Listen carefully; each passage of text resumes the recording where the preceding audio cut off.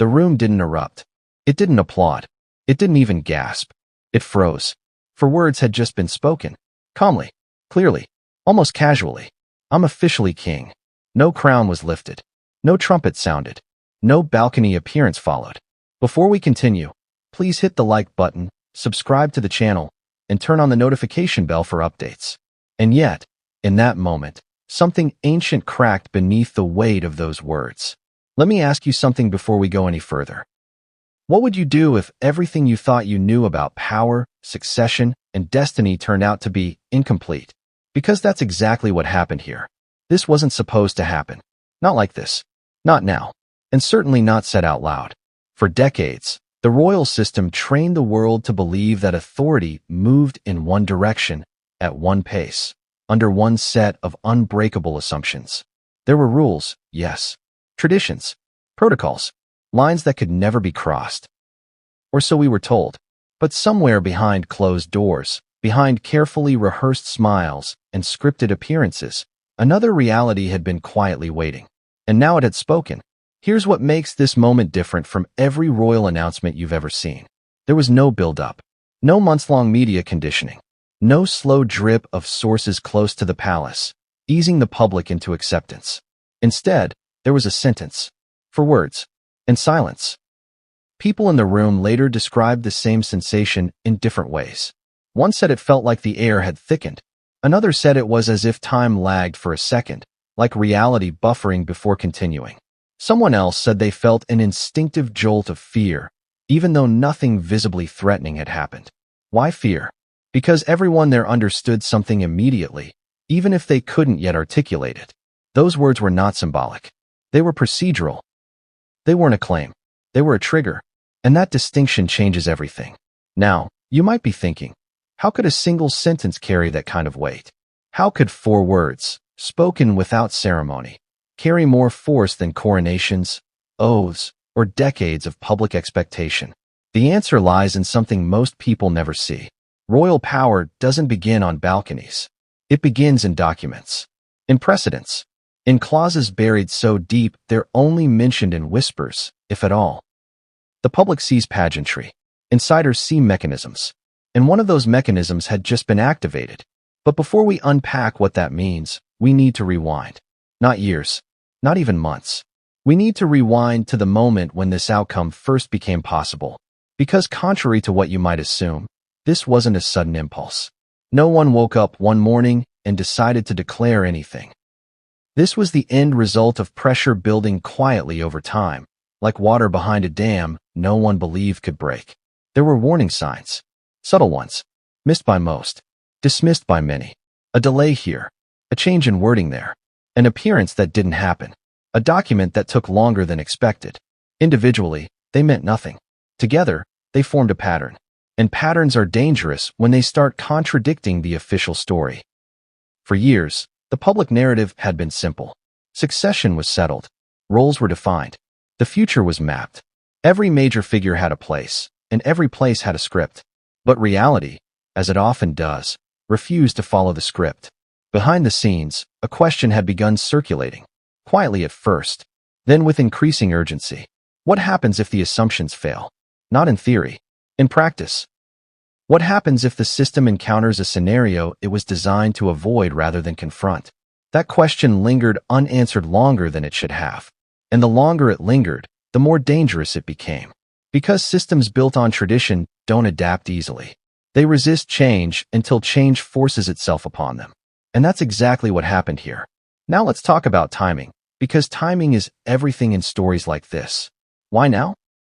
Why not earlier, when tensions were already visible? Why not later, when things might have calmed down? The answer is uncomfortable.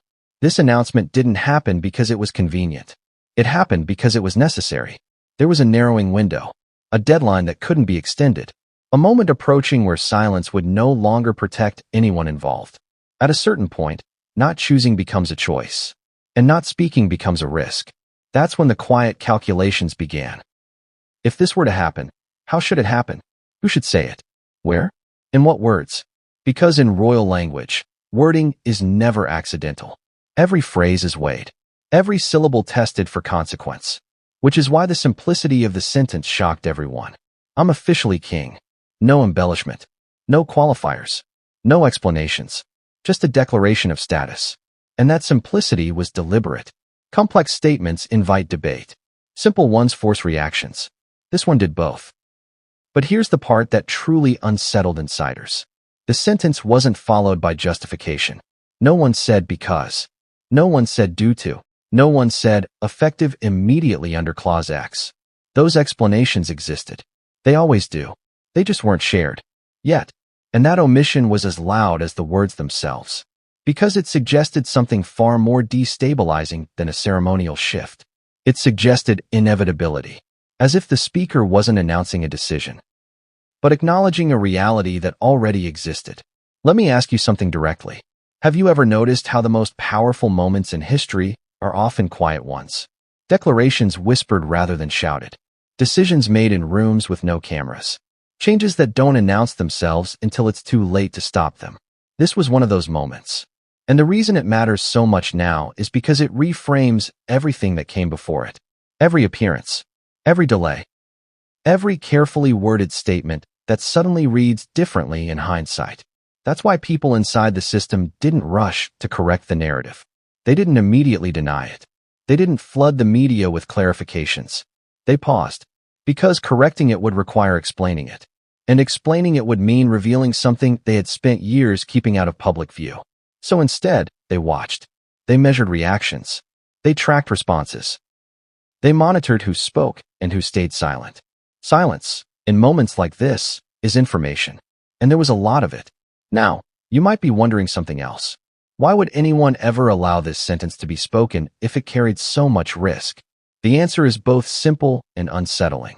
Because at a certain point, preventing it became more dangerous than allowing it. There are mechanisms in place within royal structures that act like fail-safes. They exist for scenarios no one wants to imagine, let alone acknowledge publicly. They're not designed to be used often. In fact, they're designed to sit dormant. But dormancy is not the same as irrelevance. And when conditions align, those mechanisms don't ask for permission. They activate. What you're about to hear in the rest of this story is not speculation layered on rumor. It's a sequence. One event unlocking the next. One assumption collapsing into another. And it all begins with understanding that the crown is not just a symbol. It's a system. A system that, for a brief moment, exposed its inner workings. That's why this announcement feels so different. Why it landed so heavily. Why it left people uneasy rather than celebratory. It wasn't just about who said the words. It was about what the words implied. Because if those 4 words were valid, then something else had already happened. Something quiet.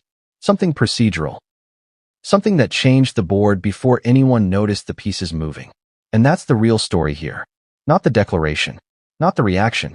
But the chain of events that made the declaration possible in the first place. Events that weren't meant to be seen together.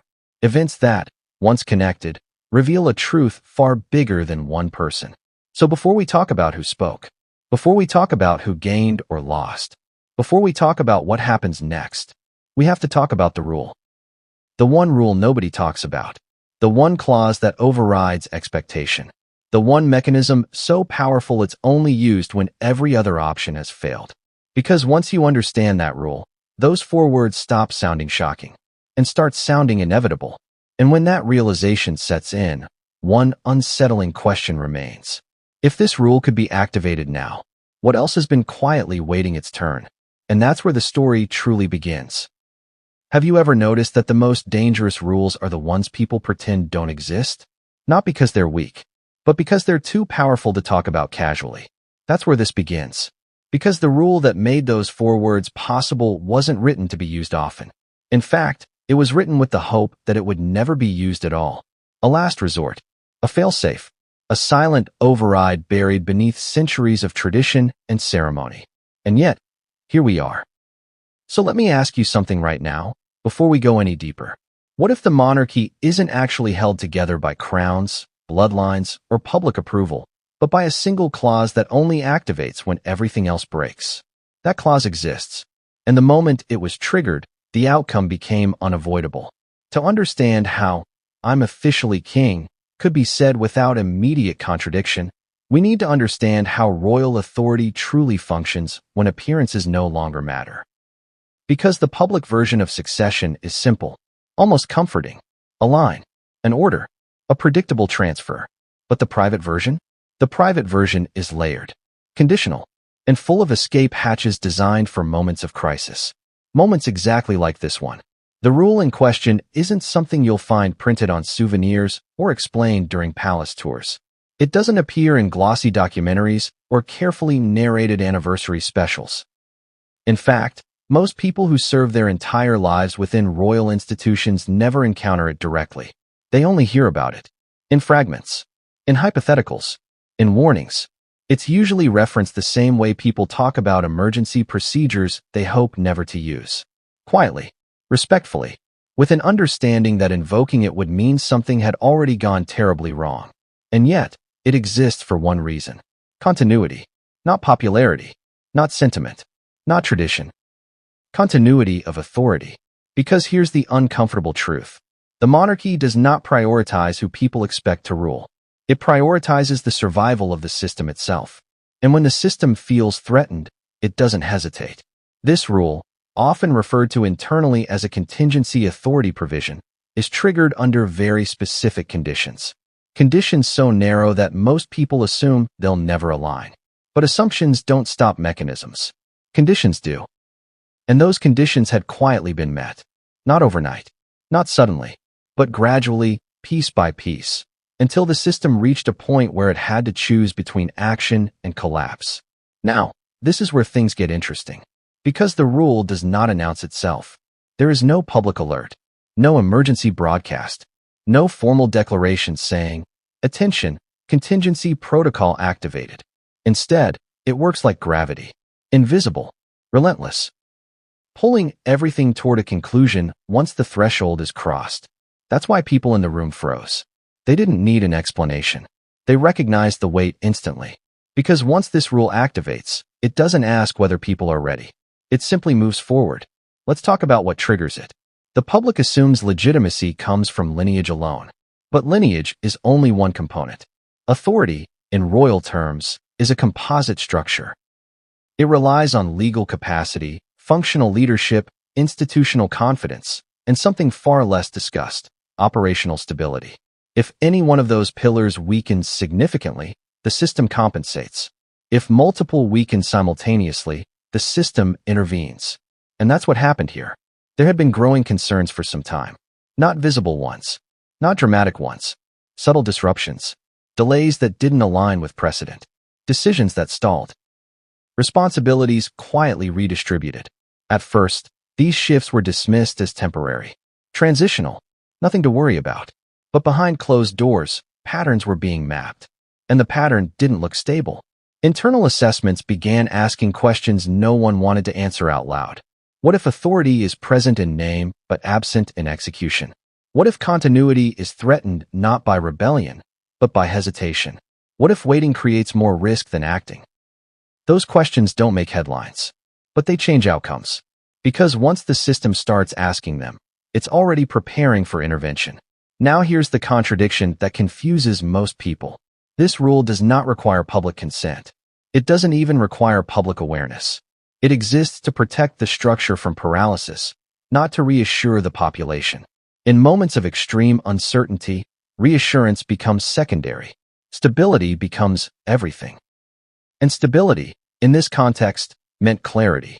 Someone had to be able to say the words. Not symbolically, not aspirationally, but functionally. I'm officially king. Those words didn't crown someone. They acknowledged a shift that had already occurred. This is why no one interrupted. Why no one laughed. Why no one rushed to correct the speaker. Because correction would have implied uncertainty. And uncertainty is precisely what the rule eliminates. Now, let's slow down for a moment, because this part matters.